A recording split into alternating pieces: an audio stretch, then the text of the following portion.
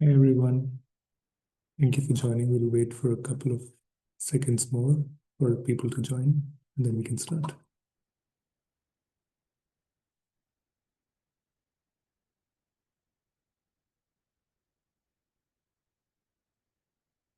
Okay, I think we have a good critical mass for the webinar, and let us begin. First of all, welcome everyone. Thank you for joining us today for another edition of the IRENA Insights webinar series. My name is Karan Kocher, and I'm joining from IRENA's Innovation and Technology Center in Bonn, Germany. For those of you who are joining us for the first time, I would like to introduce IRENA and this webinar series. IRENA is an intergovernmental organization with 170 member countries and another 15 countries in their accession process.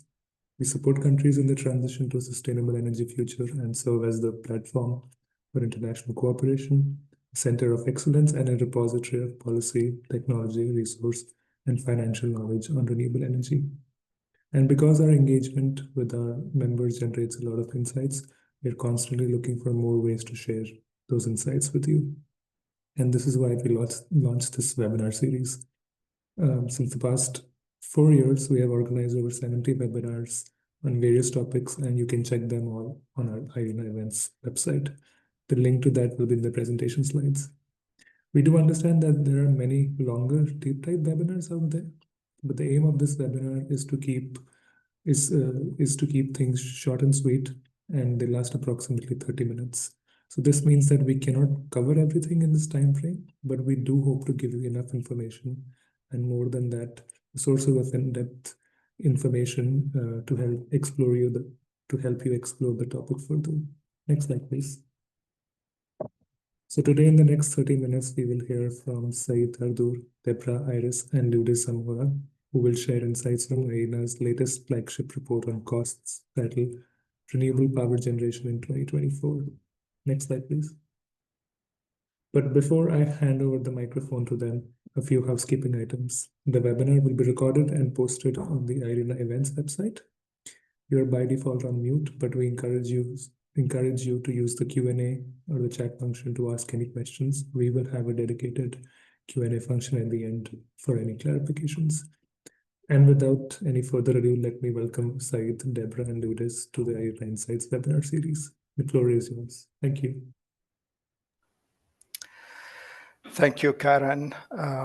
Good afternoon and welcome to this webinar. I'm very glad to be here with you today. So I will start with setting a bit the scene and looking back to 2024. 2024 was another record year for renewables. We had a huge capacity additions. As for last year's, we had about 585 gigawatt of renewable capacity, which represents a 24% increase from 2023.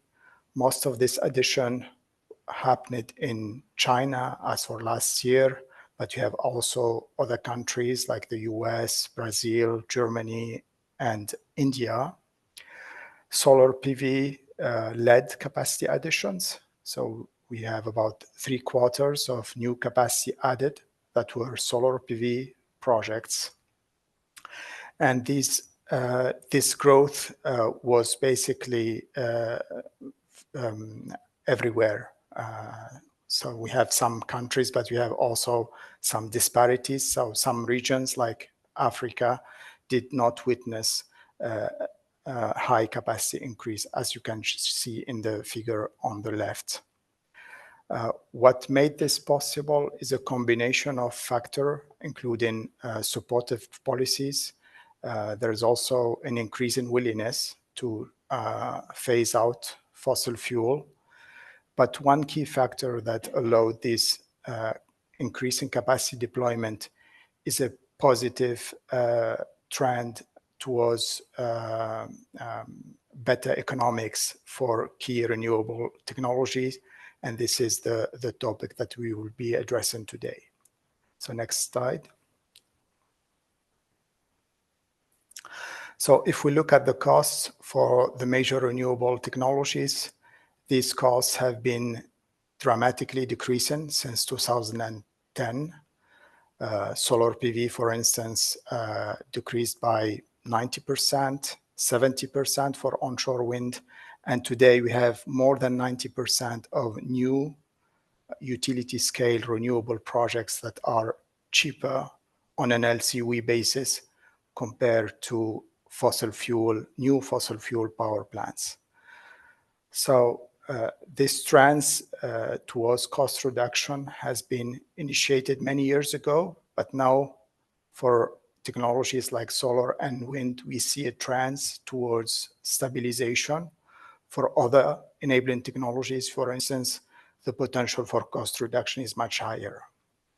We are expecting cost reduction to continue over the next years due to continued technological learning, supply chain efficiencies, but we are also seeing emerging geopolitical risks, including tariffs on renewable components and materials that could raise costs in the short term. So today, the cheapest technologies, if you go back to the previous slide, sorry, the cheapest technologies on an LCOE basis are onshore wind with 3.4 cents per kilowatt hour and solar PV with 4.3 cents per kilowatt hour. Next slide.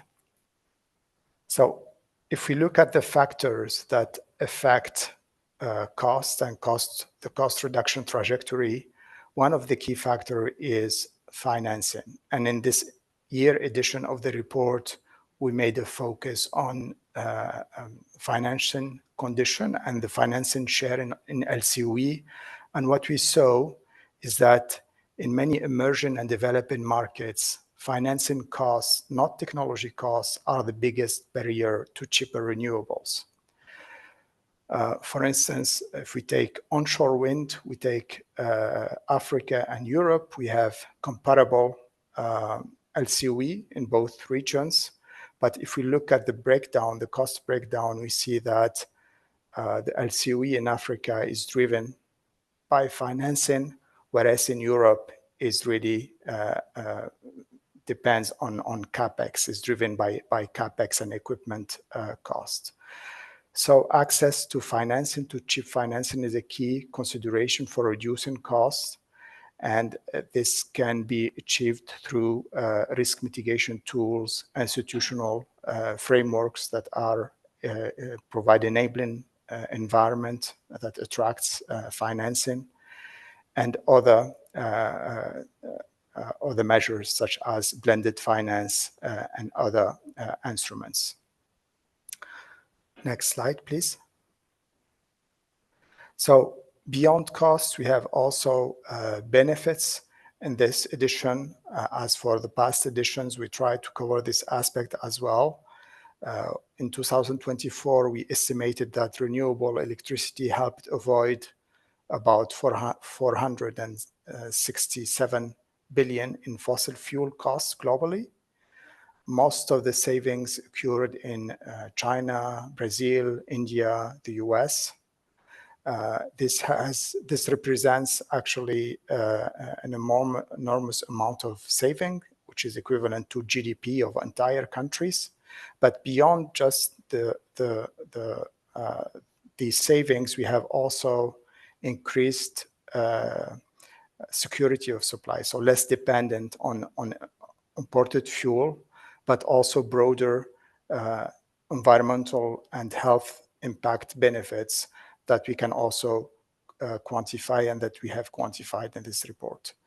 So to sum it up, we have decreasing costs. This is an important driver for the increased deployment of renewables, but we have also increased benefits from this deployment that help create a dynamic that promotes a higher share of renewables in electricity systems. Before moving to the technology section, we would like to highlight that the numbers in the report come from the IRENA Renewable Costs database, unless otherwise stated in the text or under a chart or table.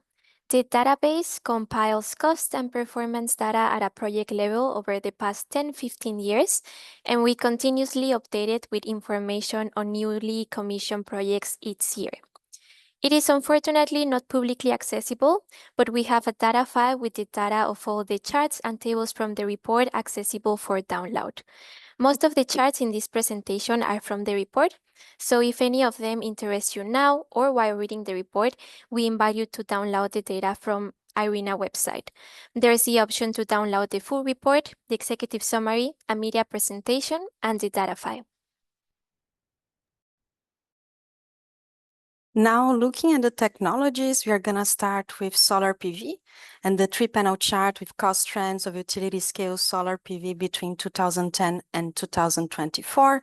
As mentioned before, solar PV had the highest capacity additions worldwide among all renewable energy technologies. And in recent years, solar PV has been breaking installation records year after year. So in 2024, 452 gigawatts were commissioned. This is almost 27% more than in 2023.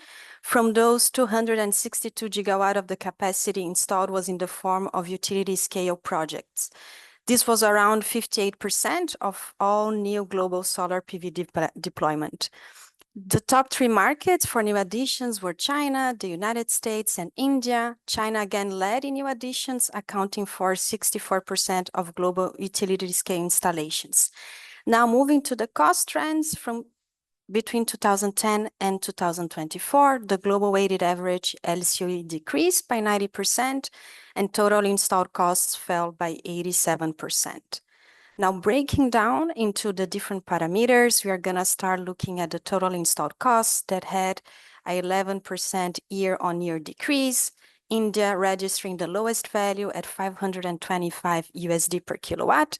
And together with China, both markets, they had values below the global weighted average.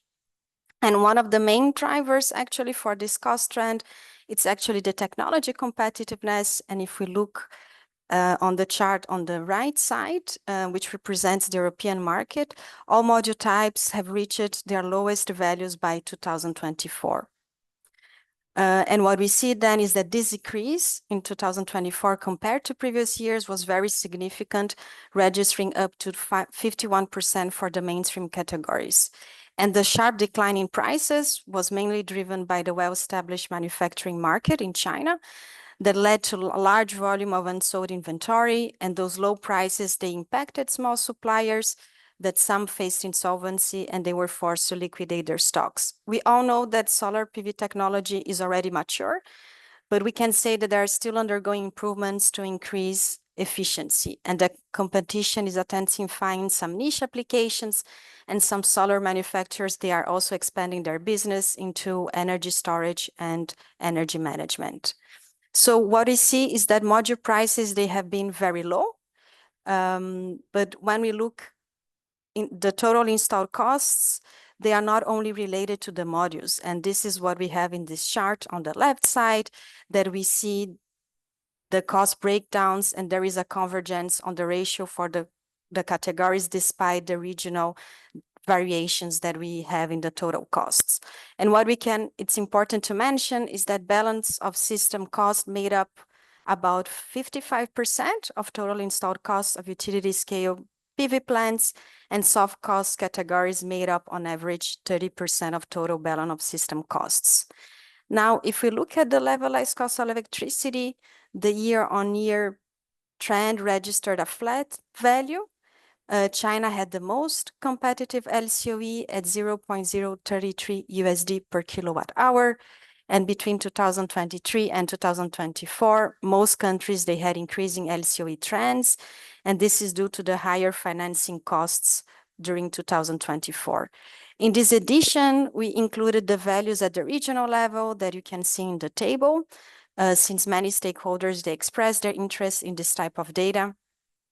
And despite Africa actually registering significant cost reductions in the past years, we can see on the chart on the right side, the significant share of financing costs in the LCOE compared to other regions. For example, Asia, which is the most competitive market, that financing cost has a minor share in the LCOE. So we see that cost of capital has been a key driver, and this is the reason why low-cost finance is still crucial to an affordable energy transition.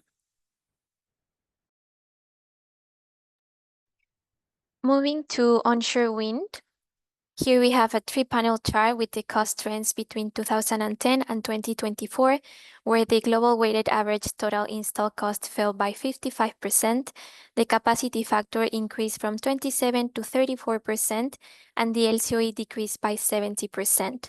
Again, as in 2023, onshore wind had the lowest global weighted average LCOE compared to the other renewable technologies deployed in 2024. Looking at the year-on-year change, the global weighted average total install cost fell by 12%. China continued to perform strongly and maintain a country weighted average below $1,000 per kilowatt. One of the main drivers of total install cost is wind turbine price, since it typically represents the largest share of project cost. In this chart, we can see the link between China's low turbine prices and its lower install cost. In 2024, the average turbine price in China was about 80% lower than elsewhere. Even so, on a global level, turbine prices remain relatively stable throughout 2024, and this stability might suggest an impact on install cost, with stagnant prices likely to show up in projects commissioned over the next few years. So considering this price difference, one possible strategy that developers could follow is to turn to lower cost turbine suppliers. And this year we have included an analysis of the wind turbine origin. It shows that in projects commissioned in 2024, for which we have data, most installations were led by European O&Ms, dominant in many regions, shown here in dark blue, and by Chinese O&Ms, which fully cover their domestic market, shown in red. At the same time, as competition grows, we are seeing some production shifting to other countries and even overseas. So overall, as market dynamics evolve, the origin distribution could shift in the coming years, although there are also other critical elements such as supply chain resilience, manufacturers' profitability, and potential tariffs that will play an important role in shaping the pricing trends in the years to come. So in the coming years, it will be interesting to see how the origin of wind turbines evolves across different regions. Looking at the capacity factor, there was a year-on-year decrease of about 6%. This trend is explained by China, which in 2024 accounted for 71% of new onshore wind capacity additions. Between 2023 and 2024, China's average capacity factor fell from 35% to 33%. And according to our database, this decline is explained by a shift in project locations. Fewer projects were built in the north of China, a region with optimal wind resources, while a broader geographical distribution of installations had a moderating effect on the national average. It's also worth highlighting that many large-scale projects in northern and northwestern China have faced setbacks due to transmission bottlenecks, and this is not unique to China. It's a widespread challenge in many countries that underlies the urgent need for greater investment in transmission infrastructure. Looking at the LCOE, in 2024, it rose by 3% compared to the previous year, as higher financing costs and lower capacity factors in key markets happen. During this period, most countries experience either stagnant or slightly increasing LCOE trends. However, there are two notable countries, China and Brazil, which reported LCOE values below the global weighted average. For offshore wind, between 2010 and 2024, the global weighted average install cost fell by 48%, the capacity factor increased from 38 to 42, and the LCOE decreased by 62%. There are two main regions where offshore wind has mainly been deployed. These are Asia and Europe. The United States has also been commissioning projects in the last 2 years, but recently it has been slowing down. So focusing only on Asia and Europe, in 2024, Asia accounted for more than half of new offshore wind capacity and saw a decrease in the weighted average of total install cost, and LCOE, driven by ongoing cost reductions in China. However, this was offset by a growing share of projects in higher cost markets. In contrast, Europe experienced an increase in both TIC and LCOE as emerging markets with higher cost commission projects. This is the case of France, which reported the highest LCOE in the region and also has the highest value compared to the global weighted average of any other technology. But well, as the market becomes more mature in France, we expect the TIC to decrease there. So overall, on a global scale, we might see that as new markets commission projects, higher costs may emerge, though they may often be balanced in the global weighted average by more experienced lower cost markets. And despite this higher cost, offshore wind is continuously expanding beyond the established markets. Countries in other Asia, not considering China, Oceania, emerging Europe, Africa, and South America have plans to adopt offshore wind. In fact, in 2024, offshore wind auctions reached a record with 56.3 gigawatts of capacity awarded worldwide. Also, floating offshore wind is gaining momentum too, with a total of 1.9 gigawatts awarded globally. Technological innovation continues to drive competitiveness. O&Ms are rapidly scaling turbine capacities. At the same time, advances in next-generation installation vessels, along with more efficient construction and maintenance practices, are further accelerating deployment. So with momentum building in both emerging and established markets, technology will be key to unlocking offshore wind full potential, but also well-designed action frameworks and effective risk-sharing mechanisms remain critical elements. Now, moving to the last part of the presentation, the global energy storage market keeps growing and capacity additions reached 169 gigawatt hour in 2024. This is a 76% increase compared to 2023. China and United States remained the market leaders, China installing 84 gigawatt hour, accounting for half of global additions, and US 41 gigawatt hour, representing almost a quarter of the total new additions. From the chemistry perspective, lithium-ion batteries led utility scale deployments and will remain the dominant chemistry due to their lower cost, higher life cycle, and also better security. Cost of installed energy storage fell by 93% between 2010 and 2024, reaching a value of $192 per kilowatt hour. This was a 30% year-on-year decrease. Looking at long-duration energy storage, conventional pump hydroelectricity is dominant in the market and is the most competitive technology at $156 per kilowatt hour. And when we talk about LDS, the costs vary depending on the type of technology, also how big the project is, how long the energy needs to be stored, and where it's built.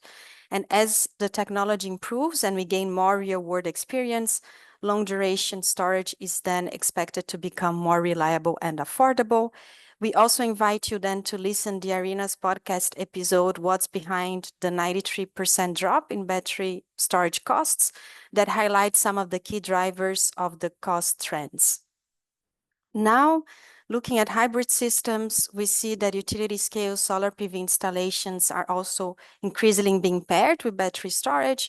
This effectively creates hybrid systems that enhance grid reliability and flexibility. In 2024, this trend was particularly evident in the United States. So for every 3 gigawatt of solar capacity added there that year, almost 1 gigawatt of battery storage was installed as part of co-located PV battery hybrid projects. So what we see is that renewable coupled with battery are rapidly matching fossil fuel-based generation costs in key markets. And again, bringing an example from US and also using data from our database. We've seen that hybrid systems achieved at LCOE, an average weighted average LCOE of $0.079 per kilowatt hour, which is aligned with the midpoint of the LCOE from combined cycle gas turbines, and it's also below the coal LCOE. So in this addition, what we added, it's an analysis that estimates the hybrid system capacity factor using a linear optimization that considers the use of batteries during non-surge power periods. And on the right-hand chart, actually, there is the relationship between storage capacity and capacity factor improvement. And it shows that larger batteries, they deliver greater performance gains, but of course they require higher battery energy storage system investments. So overall benefits of hybrid systems, they must be balanced against added costs. So now summing up and moving to the key takeaways of this presentation, we can say that total installed costs, they decline across most renewable technologies, except for bioenergy in 2024. When it comes to levelized cost of electricity, we've seen that it is stabilizing for solar and wind, but there is a greater cost reduction potential for emerging technologies such as batteries.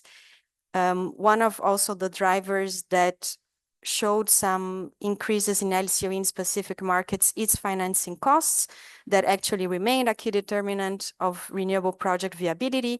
And we see that financing share is still very significant in Africa.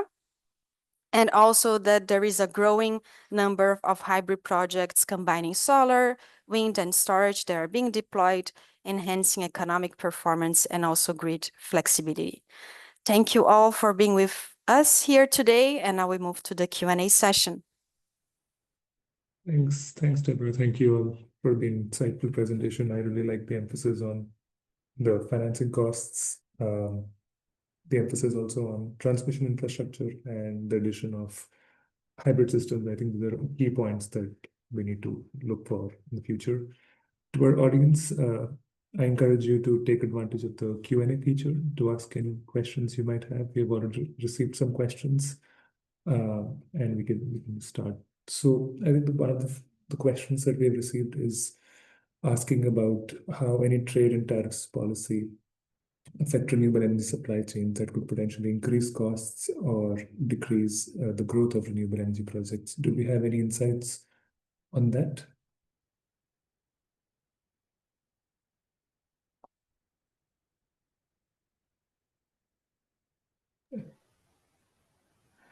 Sorry, Karen, your question is about tariffs and supply chain? Okay. Yes. Okay, so I think, thank you for this question. I think it's a bit, I won't speculate about how tariffs are going to affect costs, but we see a trend towards introducing trade and non-trade barriers with some projections on how this will impact the LCOE in the context of the US, for instance. So we have an analysis by Wood Mackenzie that projects from 5 to 10% impact on LCOE for solar, wind, and battery projects under different scenarios. What is important to highlight here is that tariffs alone will not help build local domestic supply chain. So they must be paired with investment and stable policy. And then there are risks associated with protectionism, with introducing barriers. This could make the energy transition less affordable, not necessarily more resilient. Thanks, Said. Moving on, there are some questions on the clarification on the scope of the costs that are considered in the LCOE. So, are transmission costs, for example, part of the LCOE calculation? I can take that one.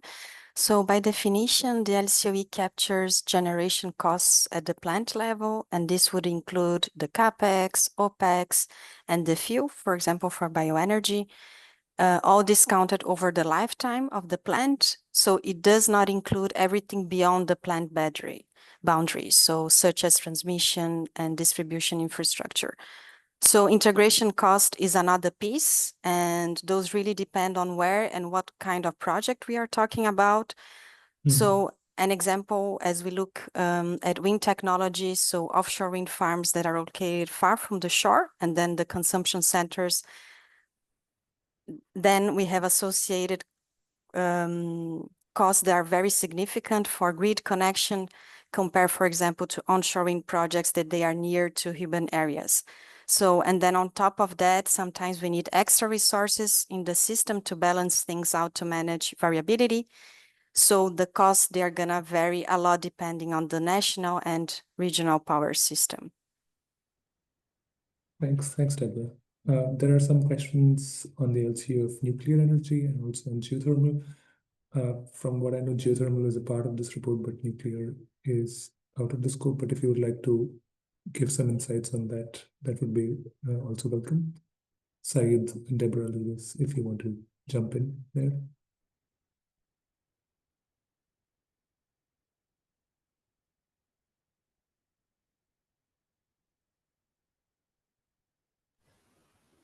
Apologies, Karen. Could you please?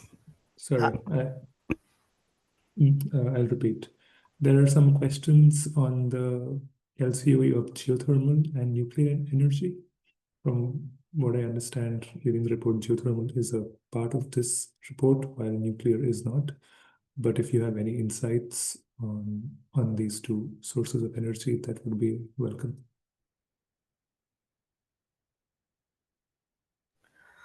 So maybe I can just try to address the one on geothermal power. Yeah. This was the question. So we have some data on this kind of projects.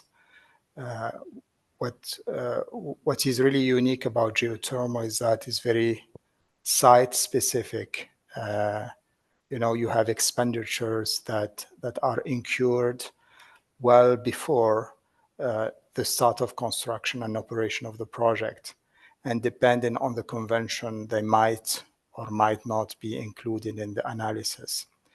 So it's a very site specific, and it's very difficult to get a general trend on where the technology costs are moving. However, what we can see is that many of the innovation that come initially, the drilling techniques and other technologies that come from the oil and gas industry are migrating and are being leveraged to help improve the economics of geothermal power. So today we have technology that is dispatchable and that is available in many places. However, it's not at the level of competitiveness of solar and wind and other technologies. Okay. Thanks, Saeed. Welcome. Sorry, I just received the feedback that my voice was very low. My microphone, there's some issue with my microphone. But unfortunately, our time is up for today.